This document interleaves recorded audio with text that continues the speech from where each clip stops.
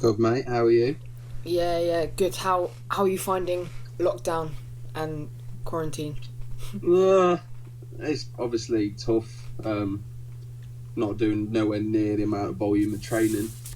But I try to see the positive side of it really, because I'm doing a lot more walking, seeing my dog more, playing with my dog, Hmm. seeing my brother more. So yeah, I'm trying to take the positives out of it. Still training once a day, Hmm. whether it's run, bike, or some lunges and some weights in the garden. So I'm still in half decent, nowhere near what I was, but doing enough to not get fat basically. Yeah, So, yeah. but yeah, try to see the positive side of it because it's all negative, and I think it's going to go on a lot longer than people think. So you've got to try and adjust and get used to it, I think. Today I'm here with you to talk to you about your squash career from junior to professional, and then we'll get on to some personality questions. All right. Yeah, So, what age were you when you first started playing squash? young, very young. My dad owned a squash club called it's called the Chase Hotel. It was right on Leicester Racecourse. Had 8 courts and a hotel. So it's I think it was the biggest club in maybe other than the Park in the East Midlands. Mm. So it's a big old club, and I used to play there since I could walk. Really, any form of racket was in my hand. Started taking it more seriously when I was like 8 years old, 6, 7, 8, when I could start doing the junior sessions. I think I won the county 111s when I was 8, and that like really made me happy, and I started taking it even more. So I was obsessed. I was basically a court rat from the age of 6 to 12. I'd say, well, I just on court every day. Yeah. And my mum, I used to cry when my mum used to take me away because it was time to go home. I just didn't want to stay on the court. Yeah. And when did you realise you were really talented at sport? uh, I knew when I was hitting the ball sometimes in solo, I thought, bloody hell, that was quite all right. Like when I was like 8 or 9, I think, bloody hell, I meant to do that and I can do it. I felt that quite young. Mm. Um, anywhere from 8 or 9, I thought, I could hit the ball all right. But my dad always said I had good. My brother was decent as well. I had good at hand-eye coordination when I was younger, just messing about. Like even with silly stuff like riding my bike, I was actually not too bad at it at a young age. But I was quite an obsessive young guy like that into sport. I was obsessive with stuff, so I'd get obsessed with riding my bike, obsessed with just hitting the ball, and I think that's what people say talent. I think that's all these amazing athletes in the world. I think they were just obsessive from a young age, and it imprints in your brain. Sadly, when I got to the age of 13 to 16, I sort of lost the interest really because I found other things in life. School, we go into high school, and that I sort of lost it and lost a big window there. So that was a shame, but I could sort of come back to it when I was like 16, 17, 18 and started really being interested again. Who do you think was your junior nemesis? My age group was quite weak, to be honest. I used to try and bunch up to the age group above, which was Richie Fallows, Ashley Davis was a bit. These guys like a year older than me, maybe 6 months to a year. So they used to beat me a lot, and then as I got older, maybe 16, 17, I started to beat them, and then they beat me, so it's a bit more even Stevens. But they used to beat me when I was younger because I wasn't. Oh, so I'd say those two really. I can't really remember any other. Adam Turner actually when I was younger. You know Adam Turner. I haven't heard of Adam Turner, no. James Peach when I was younger. We used to play quite a lot. Yeah. Adam Turner was up there in the rankings. There's a few. There's a Heard few of people. Heard of Richie, but not Adam. Yeah, Adam Turner's a guy who plays for Nick Matthews Academy now in Sheffield. He's quite good. He's coming back now. I think he went to uni and he's playing again. He was always a strong lad. Yeah, there was a few. Yeah, probably Richie really, because I sort of caught him up, and then he started beating me again. So we started having like playing a lot more. And Ashley Davis, from the age of 16 to 19, we started playing quite a lot. You took the junior George Parker and dropped him in the Egyptian setup. Do you think you would have been even more successful than you are now? All of us would, yeah, easily, yeah. At a young age, yeah.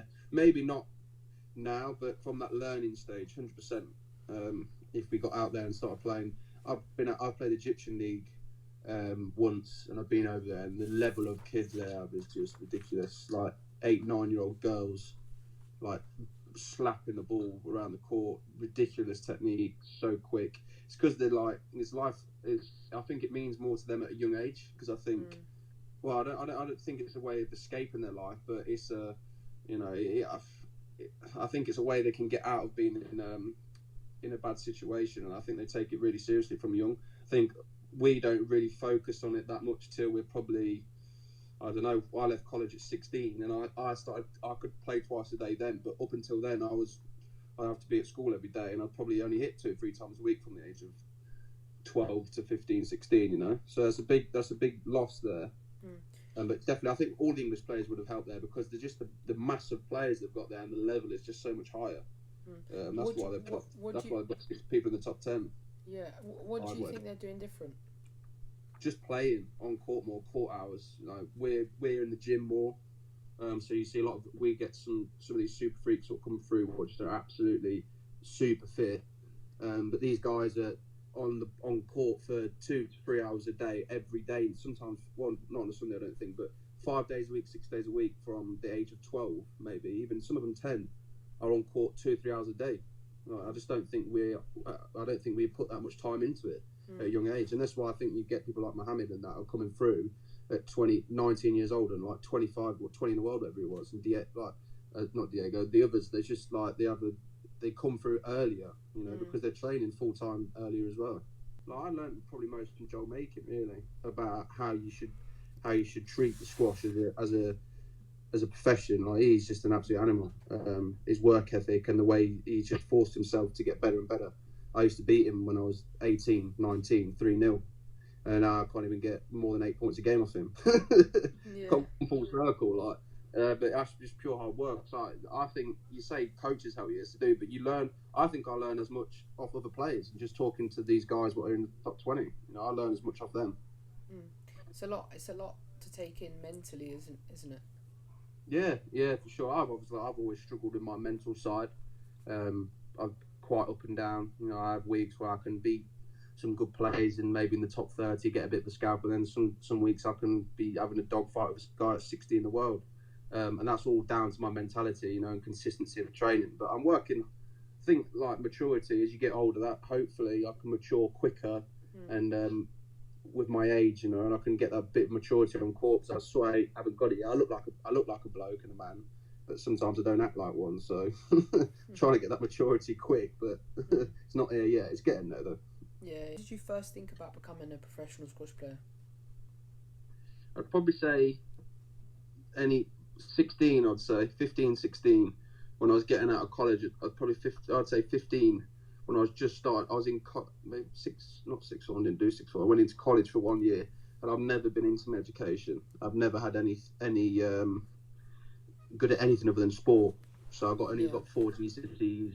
Only just got into college, and then when I was at college, all I wanted to do was play squash. So that was when I was thinking. I used to go and have coaching with Fiona Geeves. Do you know Fiona Geeves? Haven't heard of her. She was a top 10, I think, player in the world. She was an England squash coach. She used to go to Nottingham and get coaching with her. And I used to see people like Ollie Holland playing, Deck James. And I used to think, wow, I'd love to, like, because these were on. Deck was a pro then, and Ollie was like a junior, but he's basically the best junior and a really good player, and he was going pro. So I used to look up to them, and that I think that inspired me. I used to get the train over there. I used to be really scared if I was going to be late, and that type of thing like made me wanted to think, I can do this as a living, you know. And which professional squash player do you look up to the most? That's a pretty hard one. That's hard. It depends. It depends on what way. Like, you know, I love watching. Like, I've been watching a lot of squash recently on my TV and on the computer, and I've watched Shabana, and like I admire him the way he plays. Like, he's effortless. Like Roger Federer, he just reminds me of Roger Federer. Like, can't do no wrong. Movement, the way he hits the ball, it's quite hard to watch actually, because I know I'll never be able to do that. No matter how hard I train, I ain't gonna be him. But he's effortless to watch. He's not. I don't look up to him because I don't know him, but just watching him, he like, I don't know. He inspires me to get better because it's like watching art, watching him play. It's unbelievable. Looking up to, I don't know. Maybe Joel's a good one because he's a similar age to me, but he's done so well. You know, I look up to Deck a lot as well with his mentality, how calm he is. Deck's a good friend of mine as well. He's very calm. Nothing can bother Deck, and he's very focused in that way. And I look up to Joel because he's like, we're good friends as well. Train all the time, and he's in a position where I'd want to be. You know, at his age, he's young and he's only 25, maybe 24. He's in the top 10 in the world. That's somewhere I'd like to be. I haven't quite got the mental discipline as him. I train as hard as anyone, but it's a full package. The one thing Joel and they've got the package. Being a squash pro it's a package. It's not, you can't just train hard. You can't just have one thing. It's like you've got to be an 8 or 9 out of 10 in everything. You can't have a 2 or 3 and be a 10 at 1. And these boys are starting to bring it all together as a package. And that's one thing I want to have. I want to have that squash package line. I just don't have it yet. What was your breakthrough tournament where you started getting recognition for your quality of squash? Well, it's a weird one, that. Because I think I was playing quite good squash when I was younger, but I didn't really get much luck. I was getting to finals of 10Ks, winning 5Ks, so I got up to from nowhere to about 70 in the world pretty quick. I remember playing deck in the final of a 10, Charles Sharps. I lost to Charles Sharps 3-2 in a 10K when I was like 18. So I was getting some half decent points, but I wasn't quite winning them. Like Diego, I remember Diego went through and won like 5 10Ks in a row and just went straight to 50 in the world. I was like on the verge. I was never as good as that. I was on the verge of winning these 10s. So I was about 70 in the world, but I had a breakthrough when I won. I had some good draws, to be honest with you. I had some really good draws when I was like, I come back off a long ban, started seeing Mark Campbell, my fitness coach, and he got me really way much more in shape in terms of endurance, because I've always been strong, but I've never had that much endurance. And he got me quite strong, and I ended up getting through to a couple of last 16s in the World Series with good draws, but also beating some players that are in the top 30 as well. So whether it's a good draw or not, me being 55, 60 world, beating someone inside the top 30 is a good win in my book, So I had some good wins, and I shot up from 60 to 30 in the matter of like 3 or 4 months. I'd say maybe 4 months, 5 months, and then I just as quickly went straight back down to 50 in the world with some bad results. I had quite a confusing time really, because I was having mixed messages from different coaches, and I was sort of stuck in the middle a bit. What type of messages? Well, just different ways of playing the game, and I was trying to mix them both in. Rob Owen has a style. I was trying to just get as much as I can out of every coach I had, and Rob was my coach, and then Rob got busy and I left. I was seeing him a bit, then I was seeing Nick as well, and I was sort of seeing both, and for a time it was all right, and then I think sort of got mixed messages and sort of forgot who I was as a player, and so I'm sort of doing my own thing now for the meantime, and I feel a lot better trying to just figure it out myself. I know that's not the long-term solution, but I sort of dropped down from 30 in the world to 50. Then I've had some half decent results since then. Not I'm sitting at 45, but none of that means anything to me. I just want to play good squash and be happy on the court. And I didn't have that for a while. I was sort of a bit lost mentally, but I feel all right at the moment. It's just a shame what's happened at the moment. I've started to feel all right and looking forward to finishing the season off decent with no pressure on me at all. And then this has happened. Yeah. What was your hardest ever physical squash match where the legs just went? I don't actually have that many 3-2s, I've had some.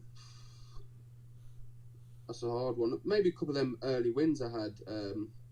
I've had a couple of 90-minute. I had a 90-minute match with Zahed when Zahed Mohammed beat me 3-2, and then I beat Yip and Mazen Hesham 3-2. But these, I'll probably say that 90-minute. I've had a few. Oh, actually, I tell a lie. One of the hardest matches I've had recently was in America. I played Patrick Rooney, and it was coming off the back of a bad result, so where I didn't attack too much. I was starting to just try and throw the ball in, but Patrick's like really good at like just playing aggressive squash, and I just got caught up in like in the front corners when it was 95 minutes, but I was hanging on literally from 60 minutes. I was hanging, and he looked all right. I don't know why. I don't know what training he'd been doing, but he looked fine, and somehow he gave the match that I beat him 14-12 in the fifth, 97 minutes I think. But I was hanging on for 20 minutes. I don't know how. I was just trying to stand up and look at the front wall, basically, not fall over. And I still beat him. I don't know how, because he should have beat me. But that's probably the hardest match recently. Yeah. In transition, then, what's been your hardest emotional squash match? God, I've had a few. I went through that patch, like I said, where I didn't know really what kind of player I wanted to be, and also I think I had another ban. I remember playing. I was playing in a brand new tournament, that DPD tournament, in Holland, and I basically turned up and I went 2-0 down and just gave up. that's probably my hardest emotional match because I went through a stage of doing that quite a lot, like not having the will to win. I think it's off the back of me. It was off the back of me playing Cassine, and I lost 3-2, and I behaved like such an idiot on court. Like even I put my hands up to that. I behaved so bad. My behaviour, I just looked aggressive, and so off the back of that, I became really nervous and shy on court and didn't want to show my sort of aggression. So I had 2 or 3 tournaments where I just sort of turned up and like I was in this amazing DPD tournament. It was wicked playing this warehouse. I was just so soft. I didn't want to win, just throw it in the towel basically. So that's probably the worst. Even though I was ranked highest at the time at 31, that's probably the worst mental space I've been. I'm in a lot better mental space now, and I'm 45, 50 in the world. So it's just learning through experience. It's the same things keep happening to me. It's not a coincidence. I've obviously got a problem. I've got a problem with behaviour. So the same things keep happening, bans, breaking the rackets, arguing the markers. But I really felt like before this happened, I started to grab hold of it a little bit better, the way I was speaking to referees. And just through pure experience, knowing that if I shout now, I get a conduct point, I could potentially get a ban. And just after repeating that so many times, you do start to think before you say. And I've just slightly, people might not have recognised it, I've just felt like slightly start to speak to the markers a bit better, trying to speak from before the match, shake the hand. I still have matches where I'm overly aggressive and smack my racket, that's true, but I think on the whole I'm probably 70% better than I was a year ago, just through not wanting to get banned again. I just want to keep playing. Yeah. On that topic then, what weaknesses do you think you show on court? I'm way too readable in terms of my emotions, which is I'm that type of guy. I'm an extrovert, I don't like being on my own. Like I'm the opposite to Deck. Like me and Deck, that's why we get on so well. And even Joel as well. These guys, you could punch them in the face. You could have the hardest rally, and you would not know that they're tired or they're angry. And I'm the opposite. If you put a hard rally into me, I'm probably looking like I'm knackered. If you push me, I'll push you back. Like this is all the type of things, the signals you can't. The best players, you don't know what they're thinking, and the best players, you never know. You could be 9-0 up and they're still charged around court. And I think that's my biggest weakness, really. People can read me like a book, but I'm trying to get rid of that now and just try and play squash for the sake of playing squash, because I'm starting to enjoy the art of hitting the ball again and like trying to, outposition people and get in front. I want to be more bothered about that, not get into these silly argument matches where you're arguing with your opponent, being all aggressive and bravado, because I've done that for too long and I don't really enjoy it when I do that. I don't enjoy looking back at my games and watching it on TV thinking, but yeah, that's me, because I'm so pumped up on this big guy trying to bully people, like trying to play more for the squash now for the sake. That's what squash is about, Yeah. What do you think you need to focus on most to push up your ranking? I think the next step for me is, like I said, I train hard. I'm a really good trainer, actually. I know people might not necessarily think about that. I'm actually a really good trainer. Once I turn up to training, I've got a good focus, and I'm actually, a lot of people say like I'm a raging bull, like I turn up and I'm like charge around. But I think I need to be around more of a squash scene. Like living in Leicester, I'm always going to have to live in Leicester, because I've got a house with my girlfriend and a dog. But I think the next move for me is, I was speaking to Marwan about it as well, maybe moving down to Bristol, like not full time, but going down on like a 2-week basis and training with better players and being around more squash players. Because I think it's a lifestyle thing for me, what needs to improve. Like I said, once I'm on the court and in the gym, I can smash a lot of players on that side of thing. But it's actually, you've got to live and breathe being a squash pro. Like you got to see it as a full-time job. It's not just the 2 hours you're on court in the morning and the hour at night, because if you're going and having a drink every Friday, Saturday, Sunday, even because you've done a really good training week, you can't do that because these top players ain't doing it. So I think that my next move is trying to go be around players with good influences, because there's no one in Leicester. I'm training with good players like Joel and Deck, and that's a good influence on the training. But when I'm getting back to Leicester, there's no good influences. I've just got my girlfriend, which is obviously nice to do, but I've got my brother, but no one else plays squash. So squash doesn't exist in Leicester. So I remember you saying at my club that you needed to either not move permanently, but give yourself a transition to somewhere else, which is more squash educated. Well, if you go down to Bristol, like, I know Bristol's a pretty lively city as well, but if I'm around, you got Yao, you got Mohammed, loads of players, I spoke to Marwan about it as well, and I've been down to hit with Marwan quite a lot. I got on really well with him, and for me, that's what I want to do. And I think they know, like, I'm actually better in training than I am in matches. So I think they think I'd be a half decent hit round there as well. Because the more the better, I presume. So if you got Yao who's 30 in the wild, and you got the best players in the world like Mohammed and Marwan, I'd love to get on court with them every day. Hopefully they'd enjoy me being down there. But I'd need good influences on me as a person, as an individual. I need to be around good examples. You know what I mean? I can't be around because I'm easily led. So that's the next move for me. Maybe trying to get down there. Even if I come back to Leicester on the weekends, just that Monday to Friday, I just need people around me who are doing the right thing. Away from your professional career now, talking more about your personality. If you could invite 3 people to a dinner party, past or present, who would they be and why? God, Mike Tyson. Yeah. I love watching his podcasts and stuff. I just, not even for the fights, I just like it. I just find him hilarious as a guy. And I've been watching a lot of that. Do you know Joe Rogan? No, I've heard of him. He does this podcast, so I'd invite him because he does his podcast and he gets the best people. He's like an ex-MMA fighter. Yeah. I'd have him, so that's 2. I don't know 3 actually. PK. Just because he's hilarious, isn't he? Yeah, PK. It's a good 3 to have at a dinner table. If you were an alcoholic drink, what drink would you be and why? Oh God, there's so many. There's too many selections, mate. I've got to pick one. You got to pick one. Please, God. Probably gin. Sounds soft. I'm missing pints at the moment because I haven't had a pint in a while. I'm missing that nice cold draft pint. Yeah. But to be honest, my go-to drink is, because it's got low calories, washing the waste, is gin. Hendrick's gin. Hendrick's gin with a bit of cucumber. I'd have a double shot and another double shot on top. Big one. Tiny bit of tonic and a bit of cucumber. Banging. What superpower would you have? Any Fly. superpower? Say again? Fly. Yeah. Obviously. Yeah. Everyone wants to, don't they? I give you the squash player name and you give me one word to describe him best. So, Daryl Selby. Smooth. Nick Matthews. Aggressive. Shabana. God. Marwan El-Shabagi. Cheeky. James Willstrop. Elegant. If you could accidentally hit one player with a squash ball. Accidentally? If you could accidentally on purpose hit one player with a squash ball, which player would it be and why? I can't. I'll give Richie a tap up the bum. Only a light one. Richie. Because he'd hit me back. Yeah. He'd hit me straight back. Okay, cool. Hey, do you think if refs had played the game the way you do, they would make the same decisions? No.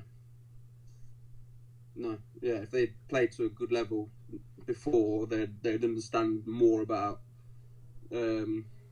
certainly understand more about what balls you could get. A lot of this stuff around the middle of the court, blocking, and they're saying you're taking the wrong line or you should have gone through or go round. I think they'd understand that more because a lot of these balls people are hitting and blocking on it. They're not that good, but the referee's just giving no lets for fun, which is like, I think if they play more, they'll just understand. I think obviously they would, Because none of them have really played to any level, have they? I don't think. I've never heard of a pro referee, a pro squash player that then started refereeing. They've all come out of nowhere. So have they really? Well, I don't know how they must have played maybe at amateur level, but there's I don't know one pro what's gone into refereeing. So none of them have been pro. So okay, cool. So now moving on to a what do you prefer round? Pizza or pasta? You know what? I'm going to say it. Pasta. Nice. Yeah, I'd go pasta. I'm not even bothered about pizza. I don't like pizza if it's spicy, meaty pizza, I can go for it. But pasta, I'm not touching a pizza if it doesn't have a barbecue base. I'm not touching it. I like barbecue as well, but I'm into hot things at the moment. I'm just trying to make things as hot as possible. And some pizzas, if you put some spice in it, they are banging. But pasta all day. Rugby or football? Football. Gym or pub? Oh, bloody hell. They're my 2 favourite things. I can't split them. I love them both so much, dearly. If you had to I'd have to say answer, 50. if you had to answer one, which one? It's got to be the boozer, isn't Okay. it? It's 49 boozer, 49% boozer, then 51%. I was trying to get my maths. 51% gym. I love gym. I love getting in the gym and just smashing myself to bits. I love that on the bike and that. Nothing better than I love than just being in the pub from 1:30 till 12 at night. At 1:30 in the afternoon, 9-hour session. That's just me in a dark, dingy pub. Love it. Okay. Running or cycling? I don't think many other squash players have said that one there. Oh dear. Running or cycling? I'm better at cycling, but I enjoy running more. Okay. And PlayStation or Xbox? Oh my god, neither. Both tragic. Neither? I've never played them in my life. No, never. Alright. Guys, that is the end of the video. Thanks so much for watching, and thanks so much, George, for your time. For anyone at home who is watching, as usual, please don't forget to like, subscribe, and turn on post notifications. George's socials will be in the link in the description. And yeah, guys, I'll see you in the next one.